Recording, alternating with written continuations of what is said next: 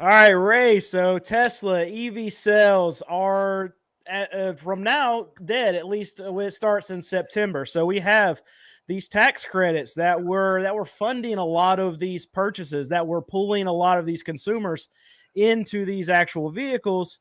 Those are now all going away. So what tell us what's happening right now, what's going to happen in September, and what do you think is going to what effect is it going to have on Tesla and the rest of the EV market? Well, let's put it this way. You and I have discussed that we have thought that there's going to be a substantial decline in new car sales in the second half of the year, um, June, July, August in particular.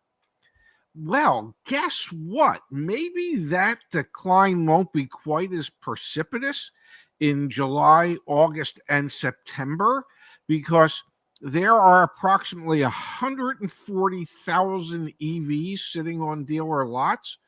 And with the advent of the $7,500 tax credit going away, I'm guessing, it's just a guess, that there could be a rush to take advantage of that tax credit before it disappears. So, as much as we thought sales were going to decline over this quarter, I think the advent of people running out to get EVs before that tax credit goes away is going to mitigate the decline in sales to some degree. And then come October 1st, to quote the line in the movie Airplane, the poop is going to hit the fan.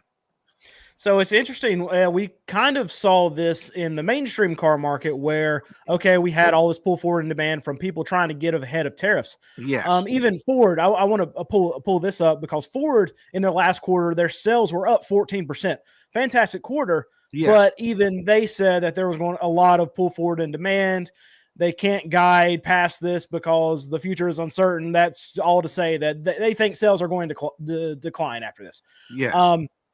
But even with that pull forward in demand and the 14% increase from Ford's standpoint, their EV sales still dropped.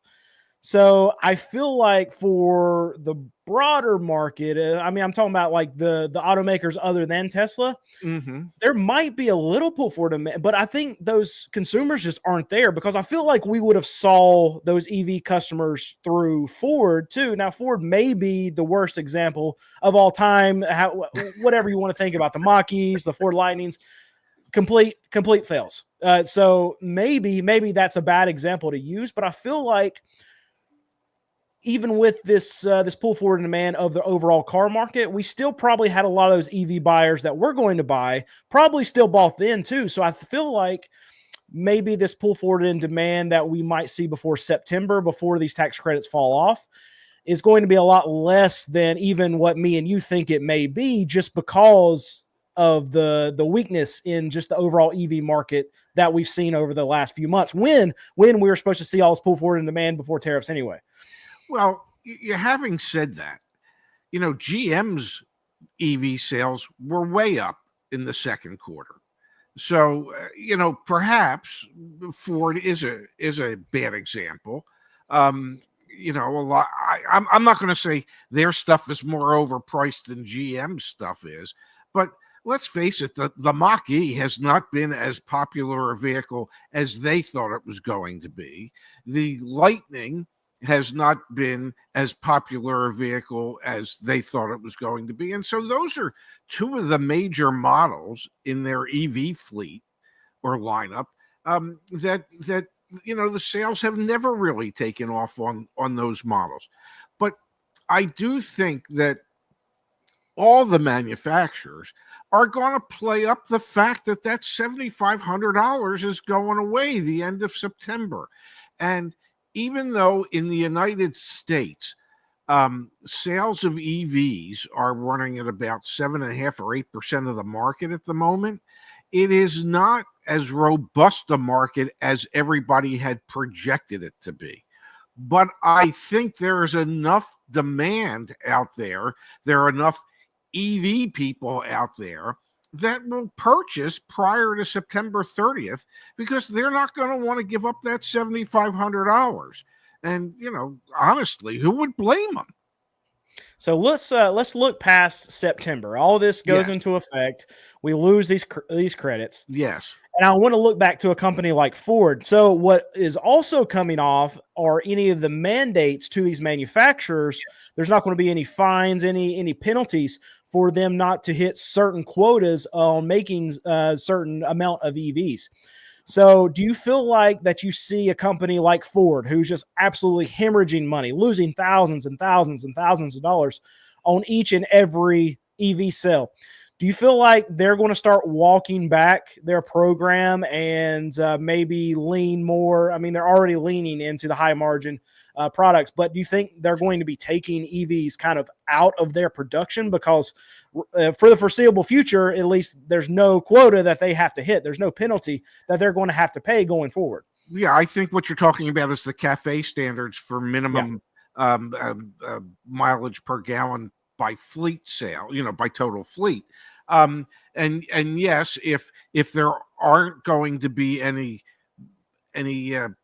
financial penalties associated with no longer reaching those CAFE standards, yeah, I think a lot of the manufacturers who bet as heavily as they did on EVs will cut back to a degree.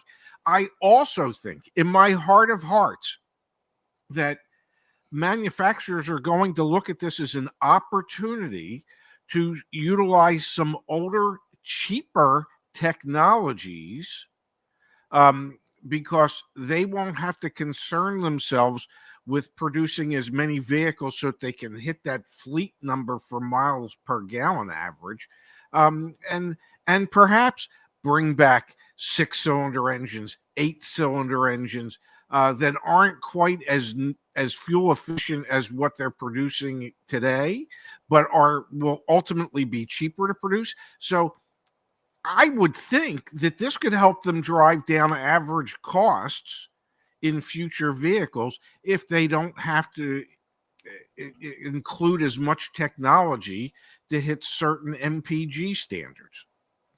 And I think too with all of this, I think you're going to see a fire sale of a lot of these Mach-E's, a lot of these Lightnings at a lot of these dealerships because we still see dealerships that are, I mean, they have 30 or 40 Mach-E's sitting there, some even that are like 2023s. I've Yeah. seen this with my own eyes at these dealerships.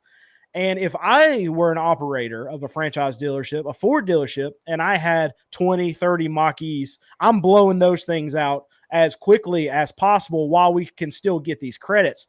Because right after September rolls around, if I can't sell a Mach-E right now, I definitely am not going to be able to sell one after September whenever there's no incentive coming from the government to actually buy these things.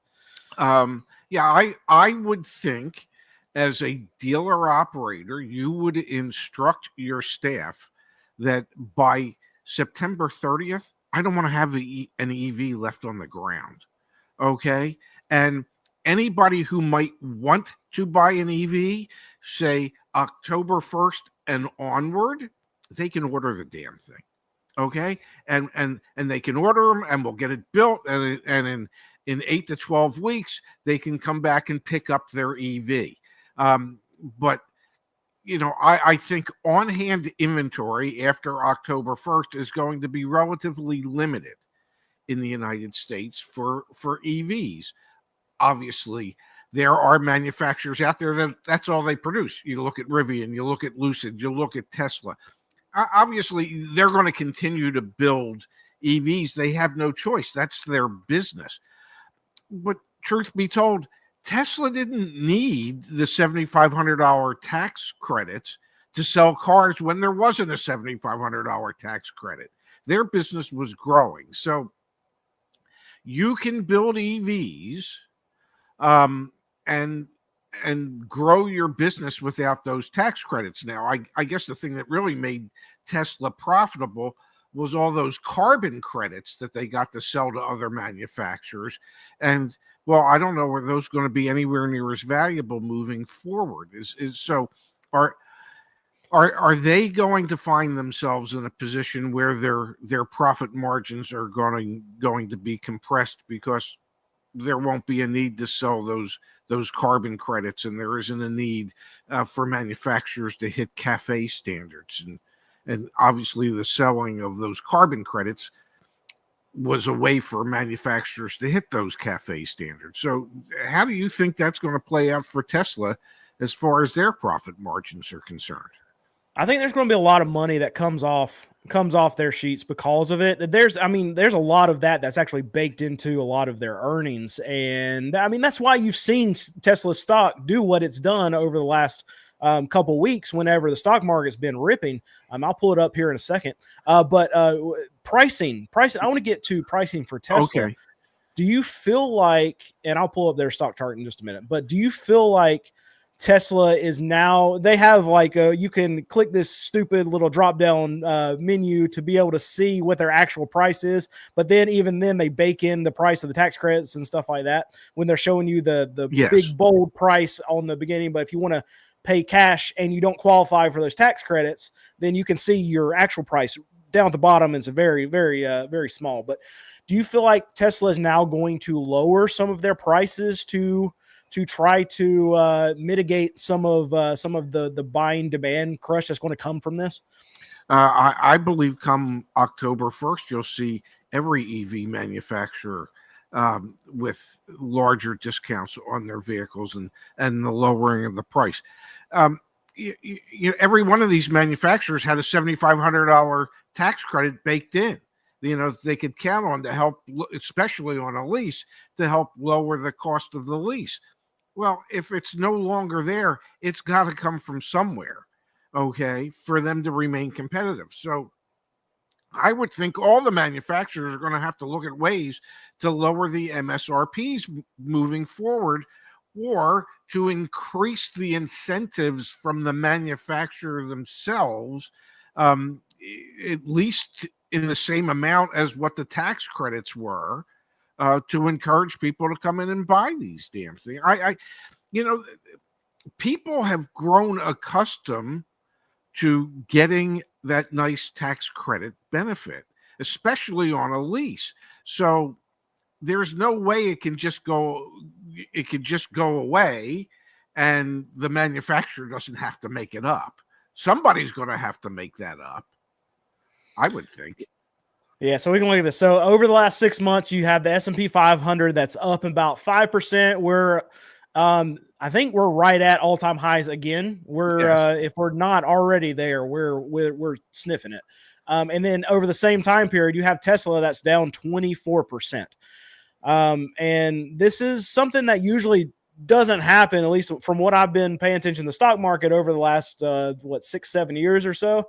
If the stock market's up, Tesla's way up. And this is typically not what we see out of Tesla. But for this administration, which was an administration that Elon Tesla was very friendly with, it has turned very, very sour. And even before it turned sour, there were still going to be policies that we saw that were going to happen that were going to negatively impact Tesla. Yes. And the stock market knows it. And now we have lots of other factors that are being baked into to this stock. And going forward, it's not the same setup that Tesla has. Now, we had tons of demand. Everyone wanted a Tesla a long time ago. Now, people have already Teslaed. We're there, right?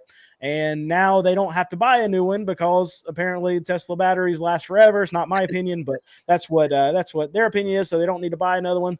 And we're getting to a point now where a lot of this demand has dried up, and we're seeing it across the other manufacturers too. But I do agree with you. I feel like the prices are going to have to come down. And if we have tax credits that are already going to eat into margins where they could have made money being able to sell some of these things to other manufacturers, and then you have prices from Tesla that have to come down because you have to get butts in seats to be able to turn volume.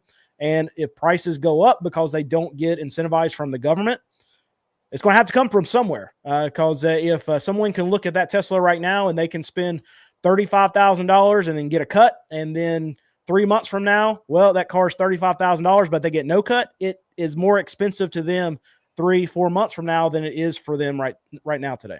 Oh, absolutely. That's why I think there will be an influx of EV sales between now and September 30th. I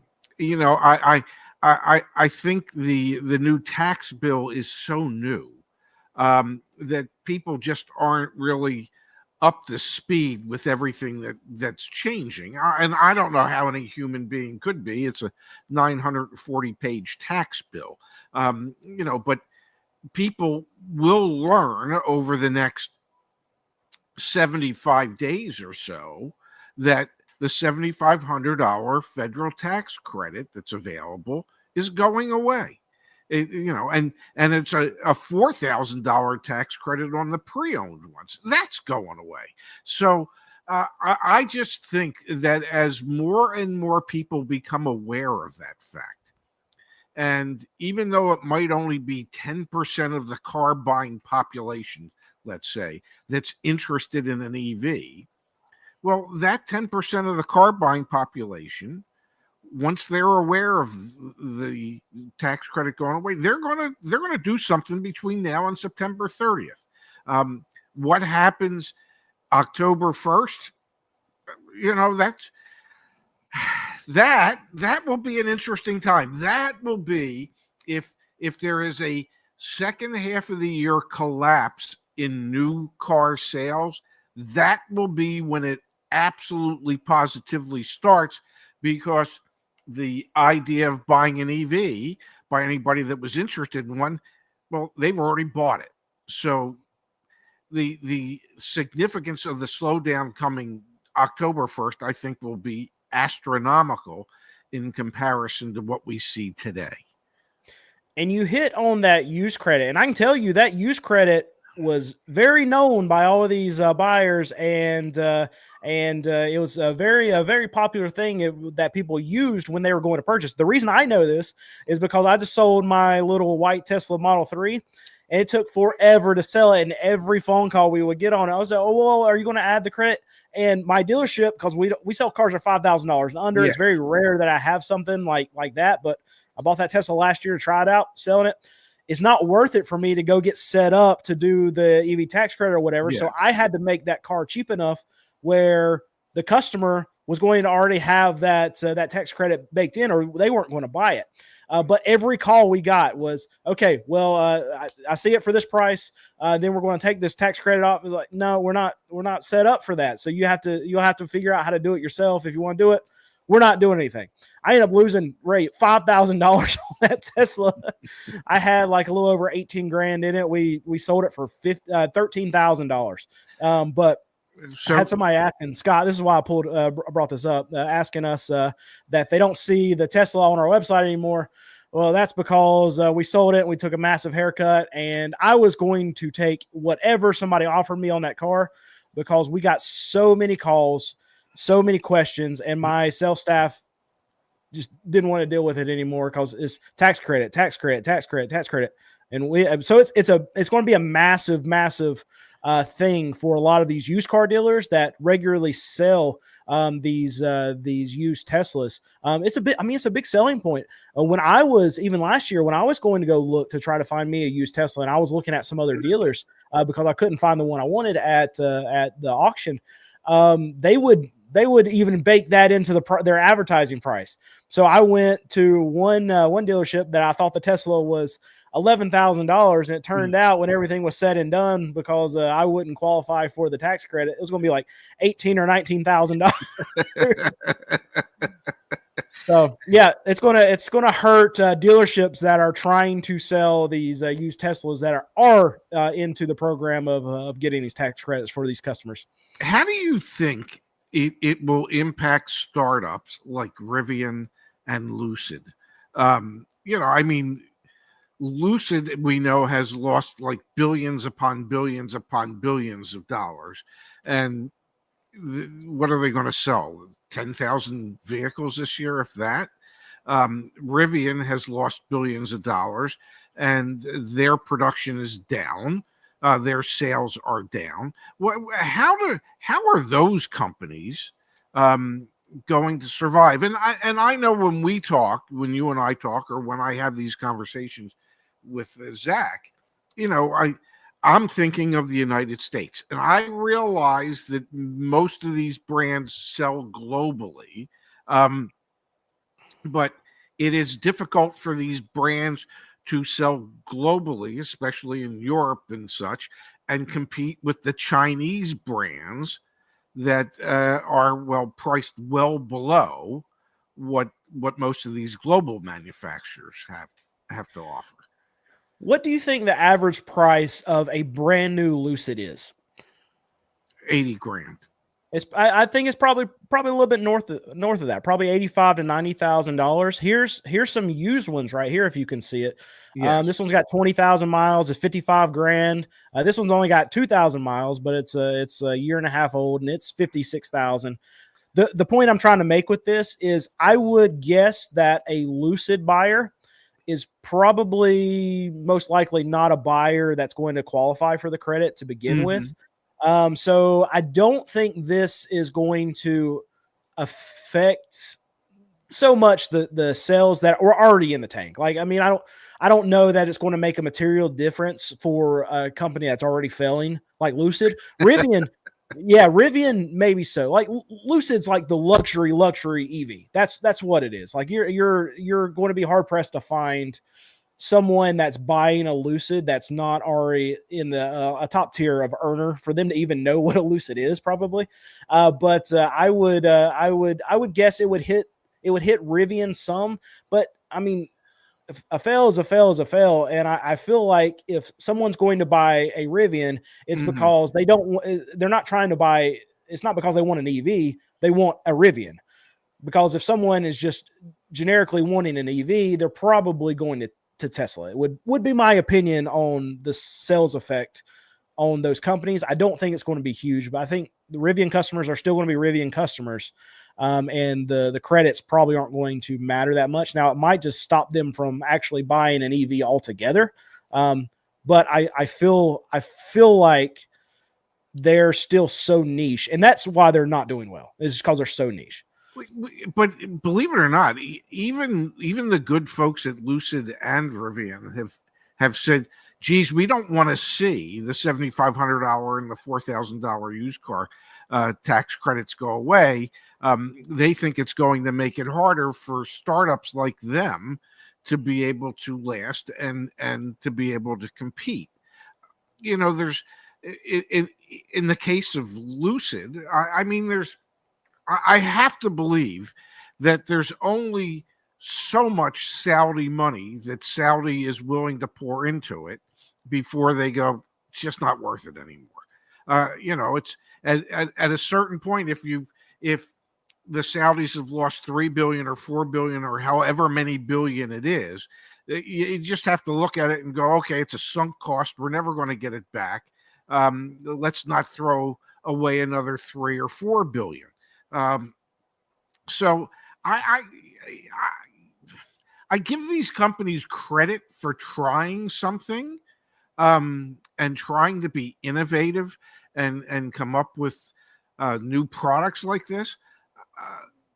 But I don't know how they survive globally. I don't think they're big enough financially to last as global companies. And we know that it appears as if EV sales have become somewhat stagnant in this country, and they're primarily U.S. companies, Lucid is and Rivian, and primarily need sales here to survive. And if I know people are going to say, "Oh, Ray, you're out of your mind. We haven't reached the saturation point for EVs yet."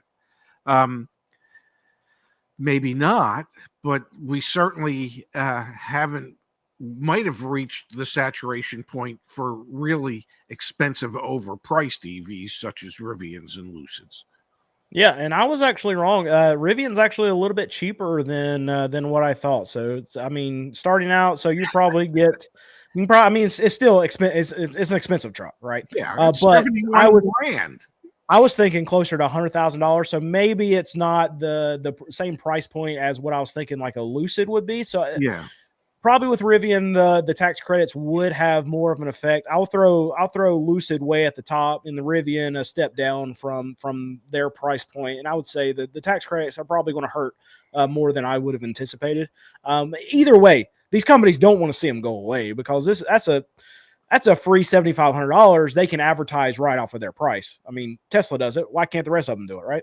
Yeah. So here's the question: that $71,000 price point that you just showed on that Rivian, was that the net price point after the $7,500 tax credit?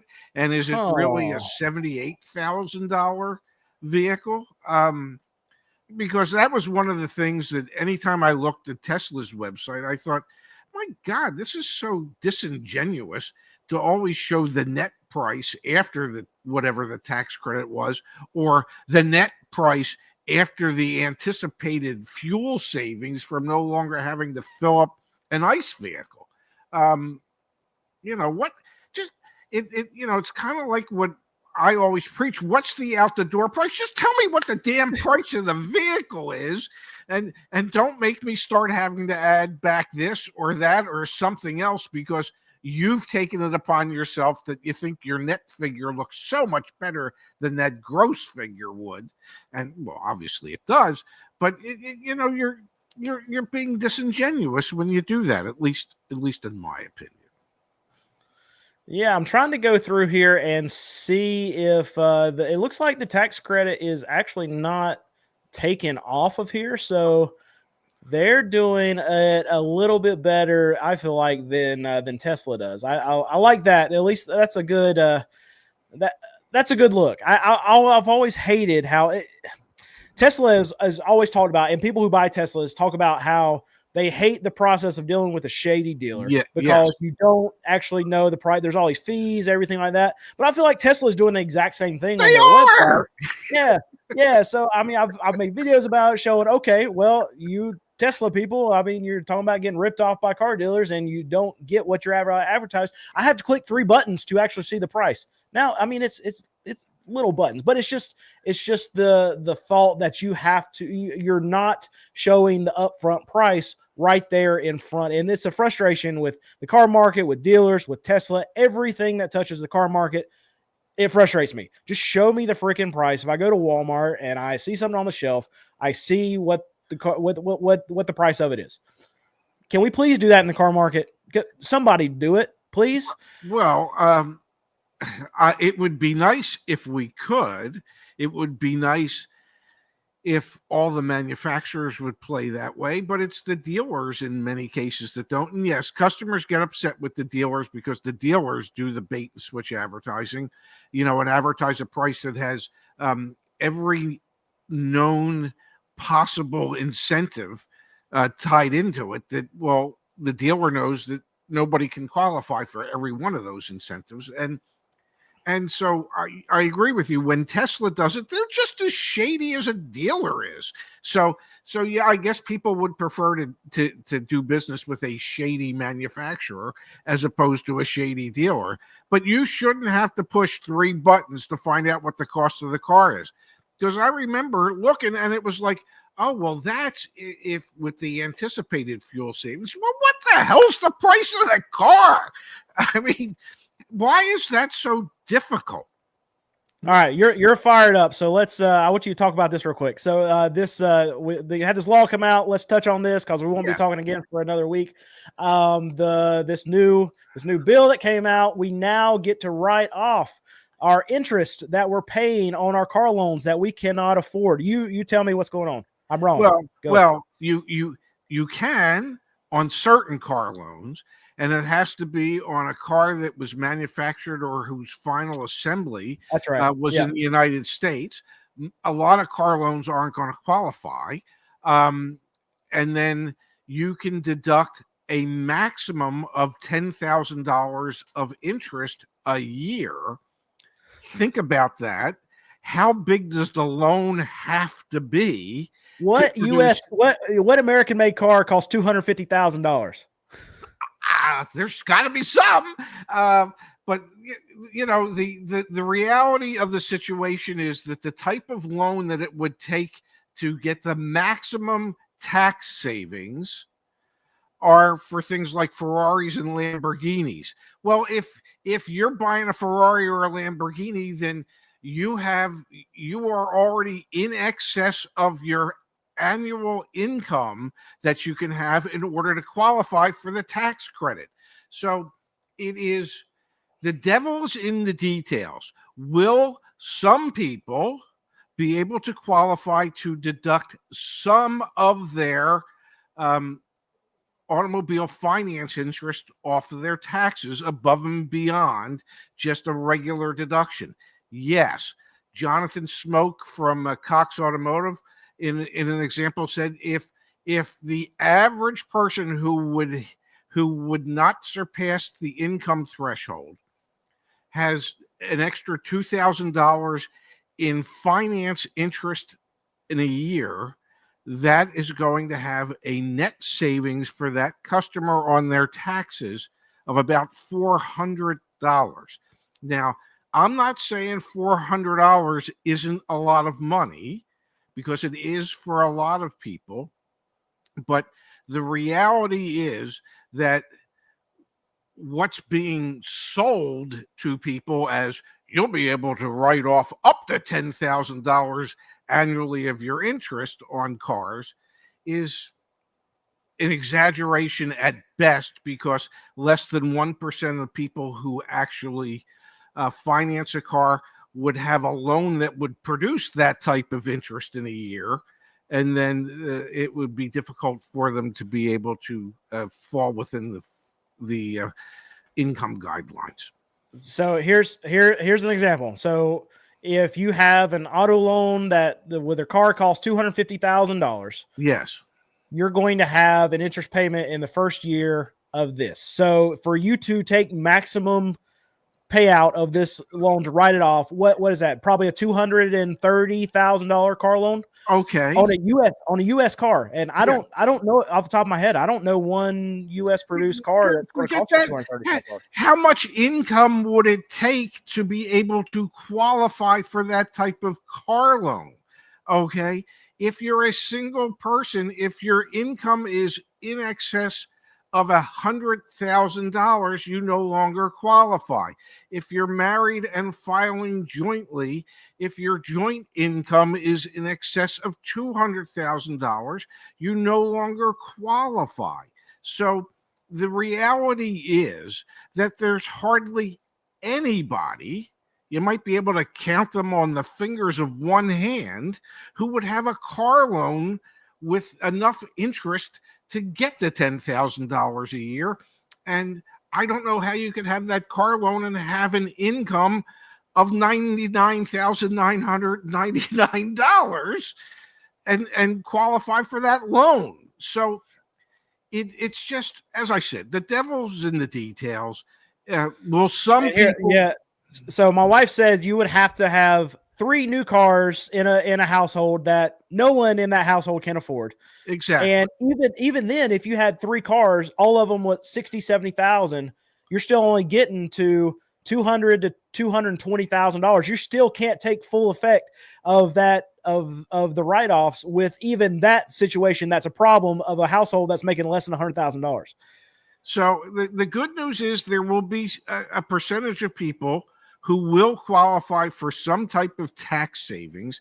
It will be significantly below what they're going to read about, because very few people are going to qualify for what they're going to push and read about. But whatever savings there are for people, that's a good thing. It's just the government isn't any better than the dealers, in the sense that they're disingenuous as to how they advertise this stuff.